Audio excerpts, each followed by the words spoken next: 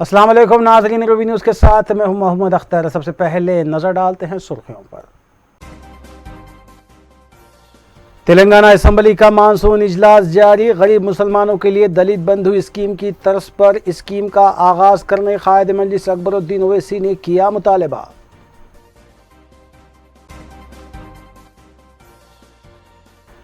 तेलंगाना के तमाम तबकात की भलाई स्कीमात का बहरहाल आगाज होगा। रियासत सुनहरे तेलंगाना में तब्दील होने की जानिब गामजन। वज़ीर आला KCR ने कायद मजलिस अकबरुद्दीन ओवैसी के मुतालबे पर ऐवान में दिया बयान।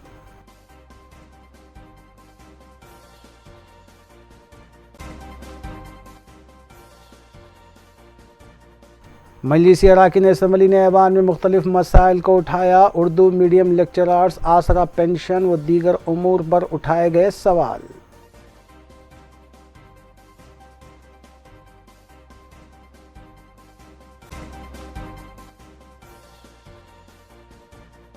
आदि बटला पुलिस स्टेशन हदूद के इलाकों में घर घर तलाशी मुहिम। DCP LB नगर जोन की निगरानी में किया गया कॉर्डन सर्च।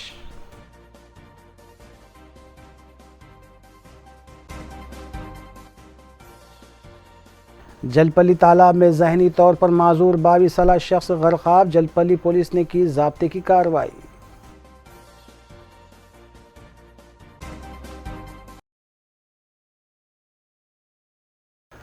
अब खबरें तफसील से।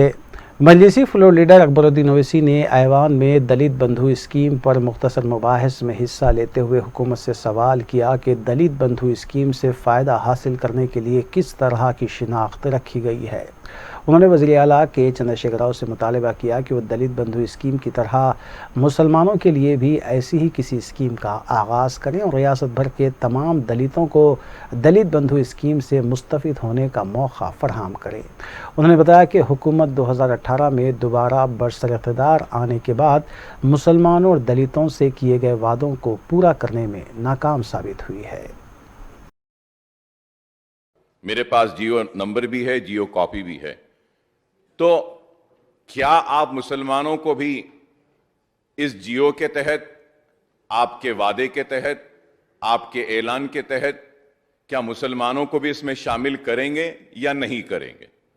और सर, मैं जरूर इस बात का इकरार करता हूं कि दलित के साथ बहुत जुल्म हुआ, नाइंसाफी हुई, हक तलफी हुई, लेकिन यह भी एक हकीकत है कि गोपाल सिंह कमीशन की रिपोर्ट हो या फिर सच्चर कमेटी की रिपोर्ट हो या कुंडू कमेटी की रिपोर्ट हो, रंगनाथ मिश्रा कमेटी की रिपोर्ट हो या फिर आपकी बनाई हुई सुधीर कमेटी की रिपोर्ट हो, इन सारे रिपोर्ट्स ने यह बात साफ और वाज़े तौर पर कहा है कि SC ST से भी अगर कोई पिछड़े हुए हैं, पीछे हैं तालीम के मैदान में, रोजगार के मैदान में या फिर माशी मैदान में, तो मुसलमान है।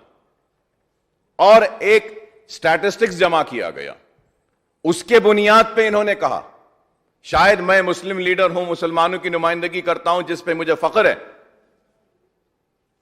और मुसलमानों की आवाज बन के इस ऐवान में खड़े रहता हूं, मुझे उस पर नाज है। तो लोग बोलेंगे कि आप तो मुसलमान की पसमानदगी की बात करेंगे, लेकिन सच्चर कमेटी मेरी कमेटी नहीं थी, रंगनाथ मिश्रा कमेटी मेरी नहीं थी, कुंडू कमेटी मेरी नहीं थी, सुधीर कमेटी भी मेरी नहीं थी। तो जब इन्होंने SC ST से पसमानदा मुसलमानों को बताया, तो क्या आप इनको देंगे या नहीं देंगे? मैं चीफ मिनिस्टर साहब का शुक्रिया अदा करता हूं कि उन्होंने कहा कि बजट बढ़ाया गया। खैर, जो भी वजह थी मैं भी जानता हूं, आप भी जानते हैं, बोलना नहीं चाहता। कल के बहस में आप नहीं थे, रहते तो शायद हमको और कुछ इंसाफ मिल जाता, क्योंकि जब तक मिनिस्ट्री आपके साथ थी तो हमारे साथ इंसाफ हो रहा था, फंड्स मिल रहे थे। लेकिन अब बहुत बुरा हाल है, चाहे वो माइनॉरिटी वेलफेयर हो, 1.5 लाख दरखास्तें 15 से हैं।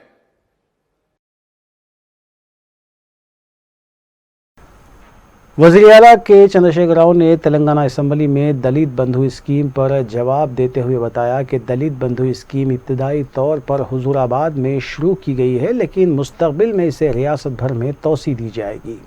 उन्होंने बताया कि दलित बंधु स्कीम के तहत दिए जाने वाले 10 लाख रुपये से medical shop, bar and restaurant और दीगर कारोबार किए जा सकते हैं और ये रकम रास्त तौर पर बैंक अकाउंट में जमा की जा रही है। वज़ीर आला के चंद्रशेखर राव ने बताया कि हुकूमत ने दलितों को 3 एकड़ अराजी फराहम करने का कोई वादा नहीं किया था। उन्होंने अकबरुद्दीन ओवैसी को तयक़ुन दिया कि आहिस्ता आहिस्ता दलित बंधु स्कीम को मुसलमानों तक वसअत देने के भी इक़दाम किए जाएंगे और हुकूमत अक़लियतों और दलितों की तरक्की के लिए संजीदा है। वज़ीर आला ने बताया कि अक़लियती बहबूद की स्कीमात का जायज़ा लेने के सिलसिले में दशहरे से कबल या दशहरा त्यौहार के बाद मीटिंग मुनक़्क़िद की जाएगी।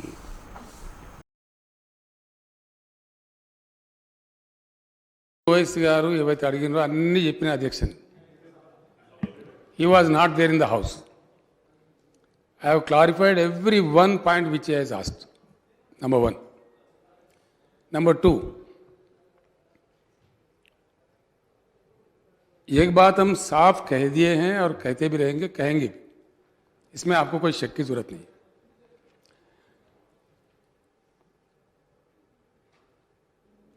दलित बंधु 10 लाख दिए जाने के बाद हर वो कार्यक्रम अब दलित के लिए जो जारी है वो मुसलसल चलता रहेगा. उनसे ना रेशन कार्ड छीनेंगे, ना स्कॉलरशिप छीनेंगे, ना कोई चीज़ छीनेंगे, वो चलता रहेगा. इसमें आपको किसी को कोई शक का जरूरत नहीं है. अब रहा 3 एकड़ का बात. हमने कभी वो वायदा किया ही नहीं. हाँ, ये बात सच है. कुछ लोग कहते हैं ऐसे.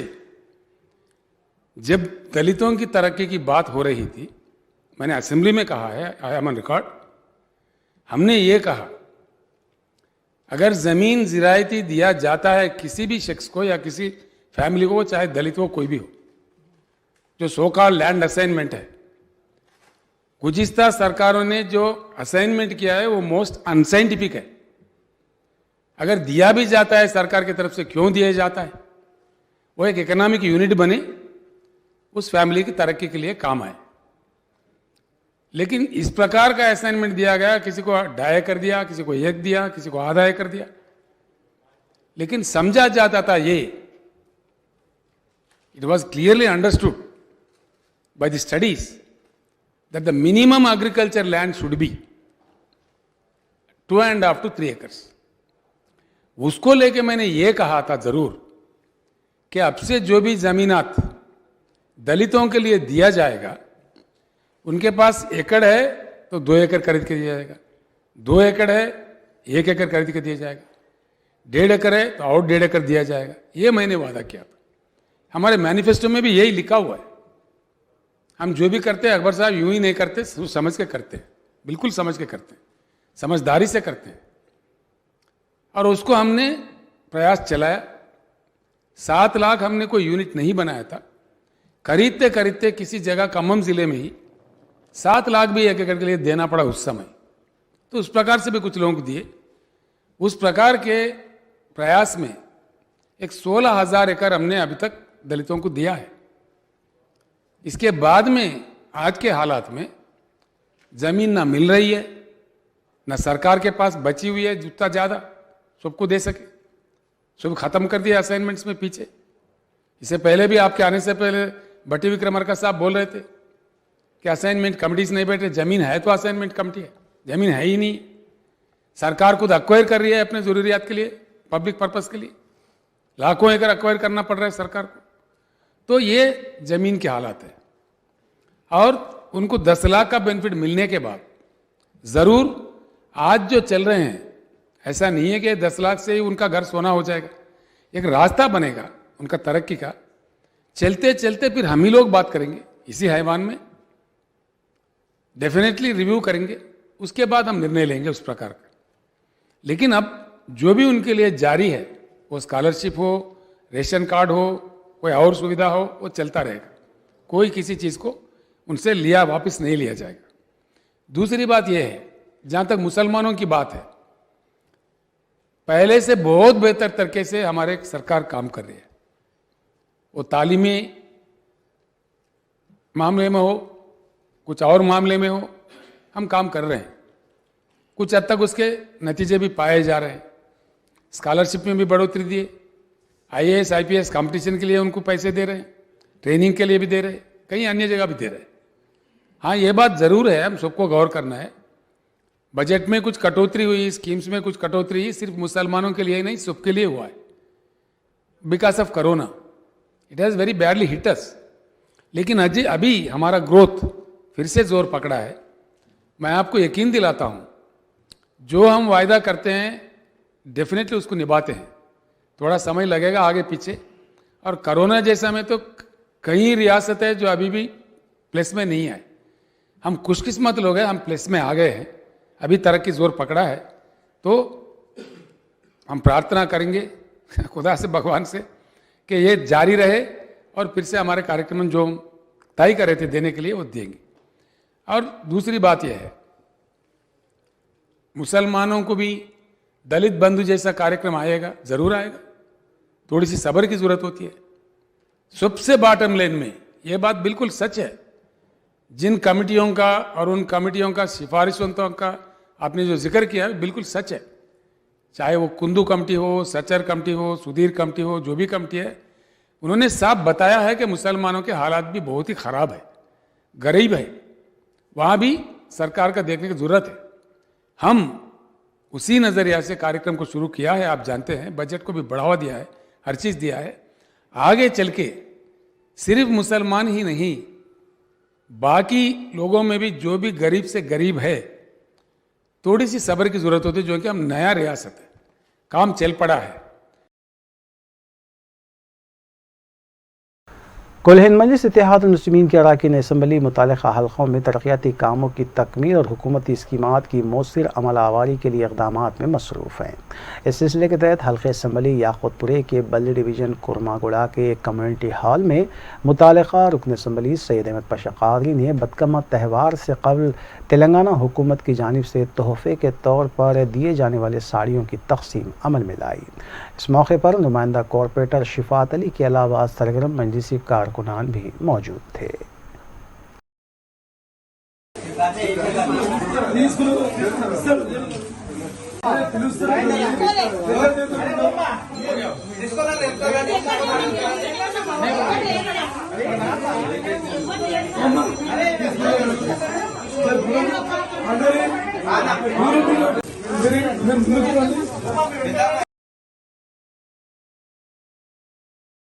CLP कायद भट्टी विक्रमार्का ने तेलंगाना असम्बली के मानसून इजलास में वक्फा सिफर के दौरान बात करते हुए कहा कि वज़ीर आला के चंद्रशेखर राव ने आरोशिया तबके की तरक्की के लिए फाइनेंस कॉरपोरेशन कायम करने का वादा किया था, लेकिन आज तक इस पर अमल नहीं किया गया। उन्होंने हुकूमत से मुतालबा किया कि वो फौरी तौर पर आरोशिया तबके के लिए फाइनेंस कॉरपोरेशन तश्कील दे।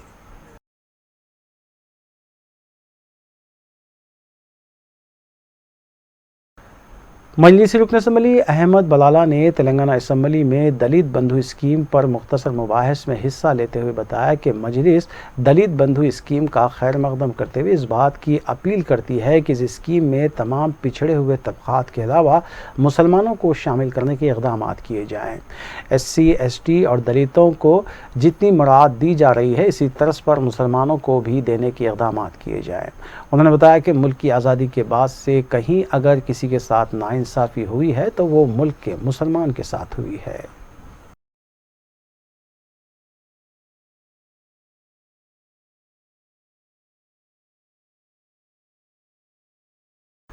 मजलिसी रुकन असम्बली जाफ़र हसन मेराज ने असम्बली इजलास में वक्फ़ा सिफर में बात करते हुए हुकूमत से मुतालबा किया कि आसरा वज़ाइफ के सिलसिले में गुज़िश्ता 2 साल पहले जो दरख्वास्तें वसूल की गई थी उसकी यकसोई करते हुए फौरी तौर पर वजीफ़े जारी किए जाएँ और 57 साल की हद उम्र वाले अफराद की जो दरख्वास्तें वसूल हुई उन्हें भी वजीफ़ा देने के इक़दाम किए जाएँ, जबकि गुज़िश्ता 3 माह से आसरा वज़ाइफ के तहत वजीफ़े नहीं दिए जा रहे हैं जो फौरी तौर पर जारी किए जाने चाहिए।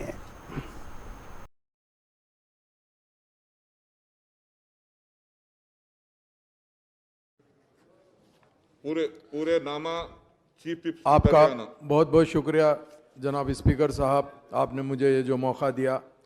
मेरा सीधा सवाल है साहब, ये जो आसरा पेंशन है उसके ताल्लुक से सवाल है साहब।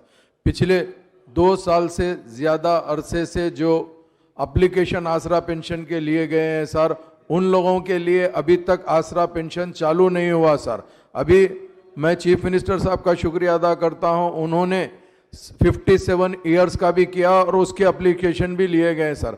मगर मैं आपसे सीधा ये पूछना चाहता हूं सर, आसरा पेंशन के अंदर ओल्ड एज पेंशन भी है, उसमें विडो पेंशन भी है, डिसेबल पेंशन भी है सर। ये कोविड की तरफ से सर काफ़ी लोग जो बेवा हो गए हैं, जो लेडीज, उनका भी पेंशन अभी तक नहीं दिया जा रहा है सर। तो मैं आपके जरिए से खास तौर से हुकूमत को यह कहना चाहता हूं कि इमीडिएट आप आसरा पेंशन जितने नए एप्लीकेशन लिए हैं उनको रिलीज करिए। उसके साथ साथ जो एग्जिस्टिंग पेंशनर्स है उनको भी 3 महीने से पेंशन नहीं आ रहा सर, उनको भी करना, चूंकि आज लोग बहुत परेशान है सर, खाने के लिए परेशान है सर और बच्चों की फीस के लिए परेशान है सर। इसके लिए आपके जरिए से मैं मिनिस्टर साहब से ख्वाहिश करता हूं कि जल्द से जल्द आसरा पेंशन रिलीज किया जाए। बहुत बहुत शुक्रिया।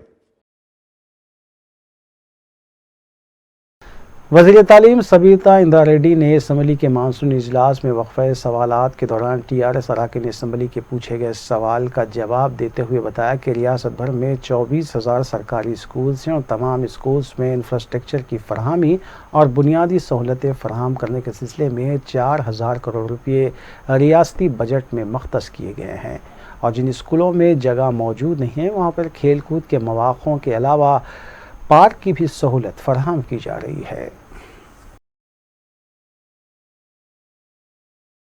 18-19కు 49 కోట్లు రిలీజ్ చేయడం జరిగింది అధ్యక్ష.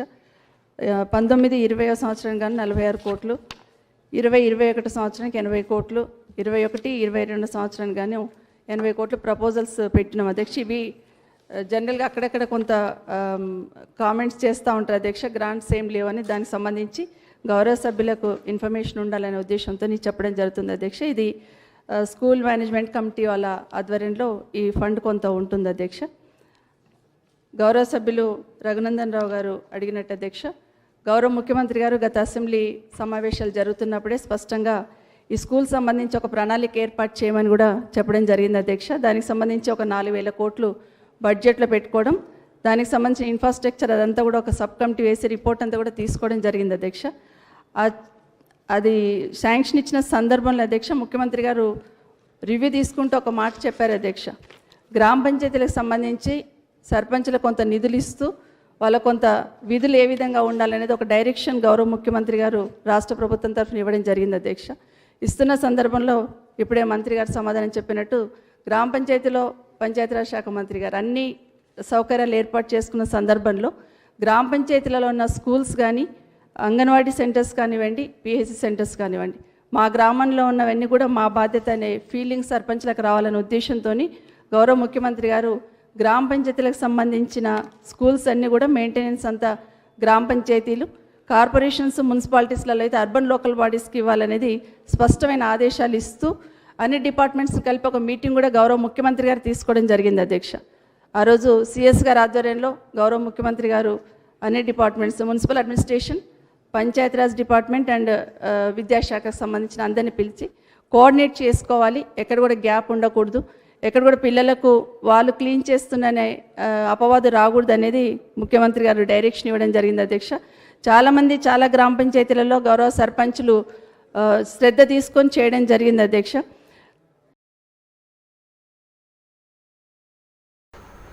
वज़ीर पंचायत राज ई दया करो ने असम्बली के मानसून इजलास में अरकान असम्बली के पूछे गए सवाल का जवाब देते हुए बताया कि दुनिया भर में और मुल्क भर में तेलंगाना रियासत को इस बात का एजाज़ हासिल है कि यहाँ पर देहात की तरक्की के लिए बड़े पैमाने पर इक़दाम किए गए हैं, जिसकी खुद वज़ीर आज़म ने सताइश की है। उन्होंने बताया कि ग्राम पंचायत में नर्सरी का क़याम अमल में लाते हुए ट्रैक्टर फराहम कर भी किए गए हैं। उन्होंने बताया कि इस तरह के इक़दाम गुजरात और कांग्रेस की ज़ेर इक़्तिदार वाली रियासतों में भी मौजूद नहीं हैं।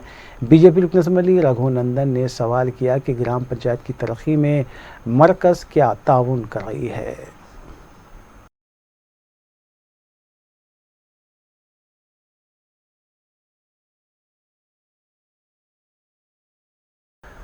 तेलंगाना असम्बली के मानसूनी इजलास में वजीर बरखी जगदीश रेड्डी ने टीआरएस रुकन असम्बली एम जनार्दन रेड्डी के पूछे गए सवाल का जवाब देते हुए बताया कि तेलंगाना की तश्कील के बाद चंद माह के अंदर ही वज़ीर आला के चंद्रशेखर राव ने न सिर्फ बरखी के मसले को हल किया बल्कि 24 घंटे बरखी सरबराह करने के इक़दाम किए, जबकि साबिक़ा हुकूमतें रियासत में सिर्फ 9 घंटे ही बरखी सरबराह करती थी। उन्होंने बताया कि मुल्क भर में KCR वो वाहिद सियासी क़ायद और वज़ीर आला हैं जो नामुमकिन को मुमकिन बनाते हैं। उन्होंने बताया कि बरखी पैदा करने वाली तेलंगाना मुल्क भर में 5वीं रियासत है। टीआरएस रुकन असम्बली एम जनार्दन रेड्डी ने यह जानना चाहा था कि तेलंगाना रियासत का बरखी पैदावार में कौन सा मुकाम है।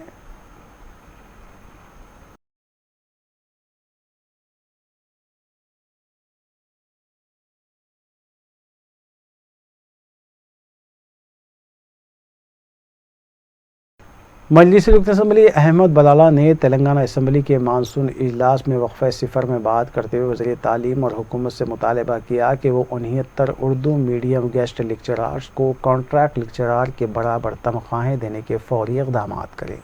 उन्होंने बताया कि इस सिलसिले में मजलिस की नुमाइंदगी पर 2 साल कबल GO नंबर 162 जारी करते हुए गेस्ट लेक्चरार को कॉन्ट्रैक्ट लेक्चरार के बराबर तनख्वाह देने के अहकाम जारी किए गए थे, लेकिन इस पर आज तक अमल नहीं किया गया।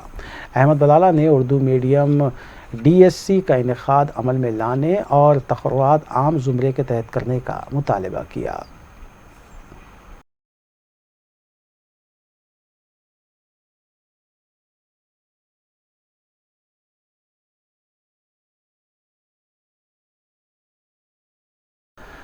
जलपली में वाक़ एक तालाब में 22 साला नौजवान गर्क़ाब होकर फौत हो गया। पहाड़ी शरीफ पुलिस के मुताबिक 22 साला मोहम्मद करीम साकिन वादी मुस्तफ़ा तैराकी की गर्ज से तालाब में गया हुआ था कि गर्क़ाब हो गया। उनका ज़हनी तवाज़ुन ठीक नहीं था। इत्तला मिलते ही पुलिस मकाम वाक़े पर पहुंची और नाश को बग़ैर से पोस्टमार्टम दवाखाना मुंतकिल किया, जबकि इस सिलसिले में हादसाती मौत का एक मुकदमा दर्ज करते हुए ज़ाब्ते की कार्रवाई अंजाम दी गई।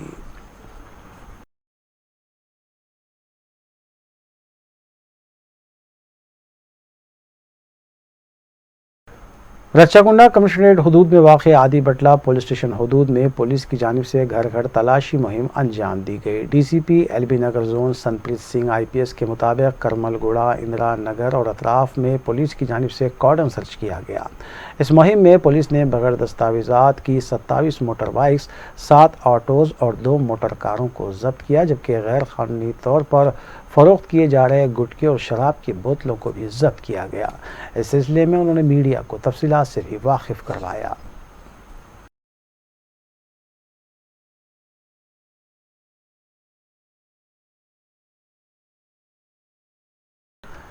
मल्लापुर NFC ब्रिज के करीब हुए सड़क हादसे में एक शख्स फौत हो गया। तफसीलात के मुताबिक 32 साला वाई सुरेश की हैसियत से मुतौफ़ी की शिनाख्त हुई, जबकि इत्तला मिलते ही नाचारम पुलिस मुकाम हादसे पर पहुंची और ज़ाब्ते की कार्रवाई अंजाम दी गई।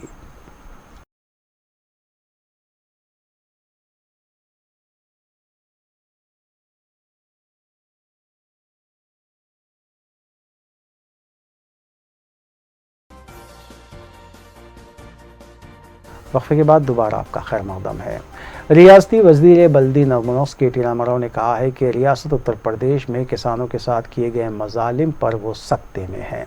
अपने ट्विटर हैंडल का इस्तेमाल करते हुए रियासती वज़ीर KTR ने इस मसले को उठाया और कहा कि लखीमपुर खेरी उत्तर प्रदेश में किसानों के कत्ल पर उन्हें सदमा पहुँचा है।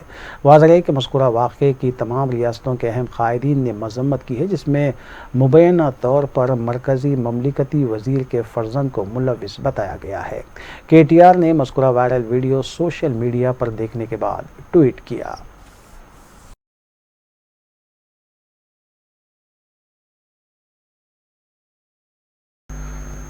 रुकन पार्लिमान चेवल्ला डॉक्टर रंजीत रेड्डी ने जलपली म्यूनसिपलिटी के इलाके green city, dream city, metro city और उस्मान नगर तालाब का तफसीली दौरा किया। इस मौके पर जलपली म्यूनसिपलिटी चेयरमैन अब्दुल्ला बिन अहमद सादी, जलपली म्यूनसिपलिटी इंचार्ज अहमद सादी और मुख्तलिफ वार्ड काउंसलर्स भी मौजूद थे। रंजीत रेड्डी ने बताया कि जलपली म्यूनसिपलिटी के कामों के सिलसिले में असेंबली में भी आवाज़ उठाई गई है, जबकि 10 करोड़ 80 लाख रुपए की लागत से तरक्याती कामों का अनकरीब आगाज़ होगा।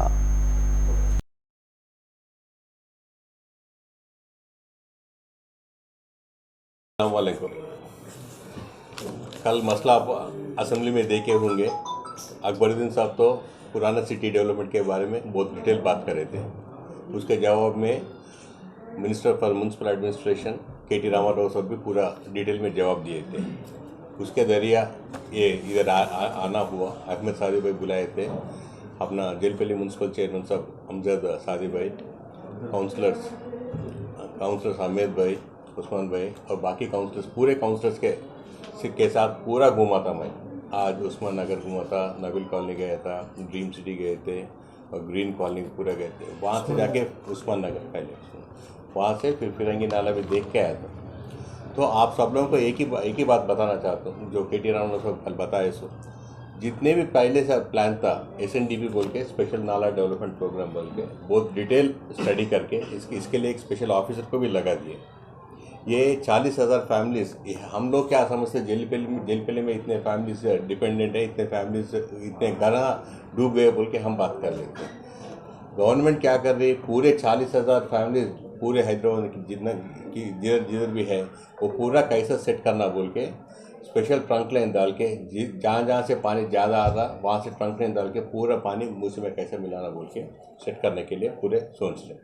वो सोच के ऊपर ही ऑलमोस्ट 850 करोड़ सैंक्शन करने के लिए मसला चल रहा था। उसके बारे में कल मैं जब अहमद भाई का और चेयरमैन साहब का फ़ोन आया था, मैं कल भी अपना OSD से कंसर्न चीफ इंजीनियर से सर। आखिर में सुर्खियां एक बार फिर। तेलंगाना असेंबली का मानसून इजलास जारी। गरीब मुसलमानों के लिए दलित बंधु स्कीम की तर्ज पर स्कीम का आगाज करने कायद मजलिस अकबरुद्दीन ओवैसी ने किया मुतालबा।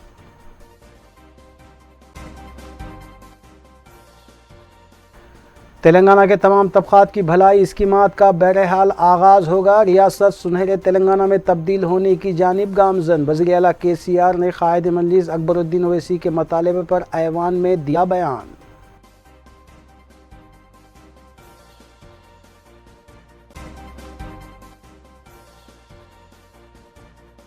मजलिसी अराकीन असम्बली ने ऐवान में मुख्तलिफ मसाइल को उठाया। उर्दू मीडियम लेक्चरर्स, आसरा पेंशन व दीगर उमूर पर उठाए गए सवाल।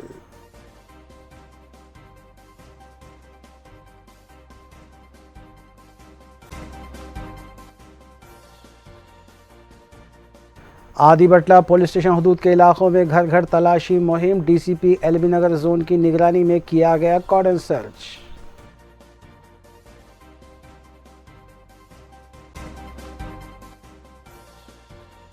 जलपल्ली तालाब में ज़हनी तौर पर माजूर 22 साला शख्स गरकाब। जलपल्ली पुलिस ने की ज़ाब्ते की कार्रवाई।